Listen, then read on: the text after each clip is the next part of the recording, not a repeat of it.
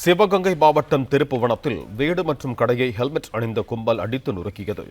இச்சம்பவத்தின் CCTV காட்சிகள் வெளியாகியிருக்கும் நிலையில் இதுகுறித்து கூடுதல் விவரங்களை தருகிறார் எமது செய்தியாளர் சுரேஷ் கண்ணன். வணக்கம் சுரேஷ் கண்ணன், உங்களிடம் இருக்கும் தகவல்களை பகிர்ந்து கொள்ளுங்க. வணக்கம். சிவகங்கை மாவட்டம் திருப்புவனம் எம்ஜிஆர் நகர் பகுதியில் வசித்து வரும் பாண்டி சித்திரை செல்வி தம்பதியினர்.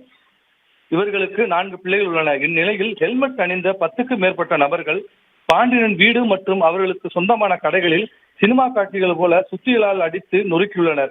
இச்சம்பவம் பெரும் அதிர்ச்சியை ஏற்படுத்தியுள்ளது. இந்நிலையில் சம்பவத்தின் சிசிடிவி காட்சிகள் தற்போது வெளியாகி பரபரப்பை ஏற்படுத்தியுள்ளது.